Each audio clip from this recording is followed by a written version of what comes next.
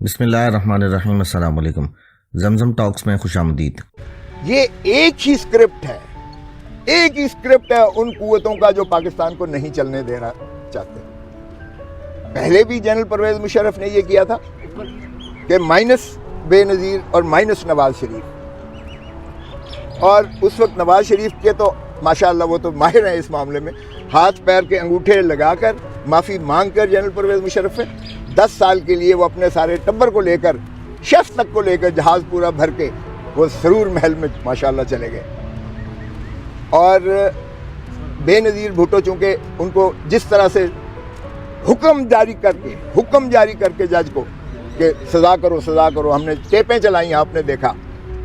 اس کو جلا وطن کر دیا گیا تھا۔ تو قانون اس نے یہ بنا دیا کہ اگر پارٹی ٹکٹ لینا ہے تو پارٹی کا سربراہ خود حاضر آئے۔ اب اسے پتا تھا کہ نہ نواز شریف آ سکتا ہے کیونکہ 10 سال کا اس کو تو پابند کر کے بھیجا ہوا ہے، ڈسپیچ کر کے، اور سعودی کا یہی شرط، اور نہ بے نظیر آ سکتی ہے کیونکہ اسے تو ماشاءاللہ فل ڈوز دلائی ہے، جس طرح میں نام نہیں لیتا، وہ جج صاحب فوت ہو گئے ہیں مگر ڈی بی تھی۔ تو وہ اس وقت نواز شریف نے کہا میں تو بائیکاٹ کرتا ہوں، ہماری پارٹی بائیکاٹ کرتی ہے۔ بی بی نے کہا ہمیں ایک ہی بائیکاٹ کافی ہے، 1985 والا، غیر جماعتی اسمبلی بنا دی تھی ضیاء الحق نے، اور وہ سارا ستیہ ناش کر کے ایک سیاسی منظرنامے کا رکھ دیا تھا۔ بائیکاٹ اب کسی قیمت پہ نہیں ہوگا۔ ہم ساری رات بیٹھ کر 4 پیس بنائی، پاکستان پیپلز پارٹی پارلیمنٹیرین، بے نظیر کا نام بیچ میں سے فارغ کر دیا گیا، مخدوم امین فہیم صاحب صدر بن گئے، راجہ پرویز اشرف سیکرٹری جنرل بن گئے۔ نواز شریف نے کیا کیا، اپنے آپ کو ہٹا کر اس نے مخدوم جاوید ہاشمی کو صدر بنا لیا اور راجہ ظفر الحق کو چیئرمین بنا دیا، اور اس طرح سے پیپلز پارٹی کو تیر کے نشان پر لڑنے کی اجازت مل گئی، اور مسلم لیگ نون شیر کے نشان پر لڑی،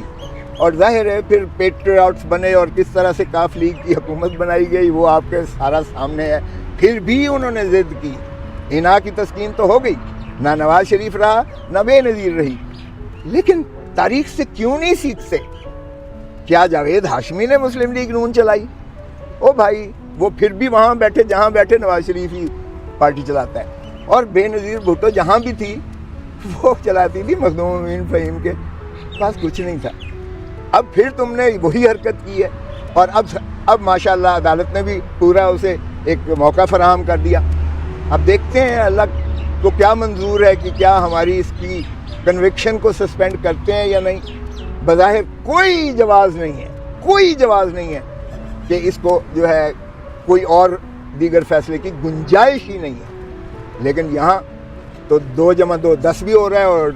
2 + 2 8 بھی ہو رہا ہے۔ تو اس لیے اللہ مالک ہے، اللہ سے دعا گو ہیں، اور اللہ تعالیٰ کا ایک حضور صلی اللہ علیہ وسلم کی حدیث ہے جو میں نے ایک کیس میں بھی کوٹ کی تھی کہ یہ اللہ کا جو ہے منصف کا کام،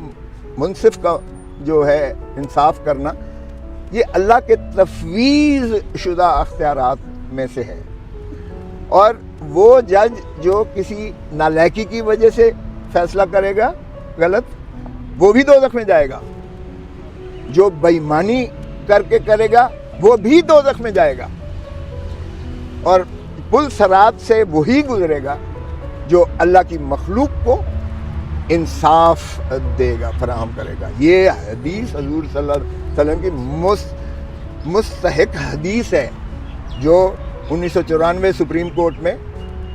موجود ہے بڑا واضح طور پر۔ پھر عامر فاروق صاحب کے بارے میں کیا خیال ہے آپ کا؟ اللہ کرم کرے، میں تو ساروں کی اصلاح احوال چاہتا ہوں۔ اگر مولوی مشتاق کی نعش کو مکھیوں نے حملہ کر کے اللہ نے اسی دنیا میں عبرت کا نشان بنایا تھا، بھگدڑ مچی تھی اور اس کی نعش کالی سیاہ ہو کر ناقابل شناخت ہو گئی تھی، سارے پاکستان نے دیکھا، ساری دنیا نے دیکھا، اللہ نے اس دنیا میں بھی اس کو سزا دی، اگلے جہان میں تو دوزخ ہے ہی ہے۔ دنیا کو پتہ ہے وہ عدالتی قتل تھا، ساری دنیا کو پتہ ہے، میں نے اپنی آنکھوں سے دیکھا مولوی مشتاق نے اپنے کمرے کے اندر، چیف جسٹس کے کمرے کے اندر لوہے کا جنگلہ بنایا ہوا تھا، اور جانوروں کی طرح بھٹو کو بختر بند گاڑیوں میں کبھی اس سائڈ سے لایا جاتا تھا، کبھی اس سائڈ سے لایا جاتا تھا۔ اس سے اتنے خائف تھے کہ اس کے قریب ایک ایک میل تک وہ جو ہے پہلے ہی وہ لگا دیتے تھے، جو بھی کر دیتے تھے، مطلب کوئی احاطہ نہیں، کوئی اس میں خاردار تاریں کہہ دیں یا جو بھی ہے، سیکیورٹی کر دیتے تھے، حصار بنا دیتے سیکیورٹی کا اس کو. اور اس میں جس وقت وکیلوں نے جرح کرنی تو مولوی مشتاق نے اپنی مرضی سے لکھوانا، اس پہ گواہ کچھ کہہ رہا ہے، عدالت کچھ اور لکھوا رہی ہے، تو وکیلوں نے جب بائیکاٹ کیا تو مولوی مشتاق کہتا ہے میں آپ کو اجازت نہیں دیتا، آپ ہی وکیل ہوں گے، اب آپ عدالتی معاون کے طور پر وکیل ہوں گے. ایسی بھی کبھی ٹرائل ہوتا دیکھا ہے. اور پھر اپروور جس طرح بنائے گئے، پھر ان کو جو ہے قرآن شریف اٹھا کے تو حمایل کے طور پر بھٹو نے 4 دن یہاں آ کر خود سپریم کورٹ میں آ کے خود پیش ہو کر انہوں نے بحث کی، اور وہ مارکت الآراء ہے، تاریخ کا ایک حصہ ہے. تو یہ جو 4-3 کا فیصلہ ہوا تھا، اس میں ایک جج صاحب نے لندن میں بھی اور بعد میں بھی تسلیم کیا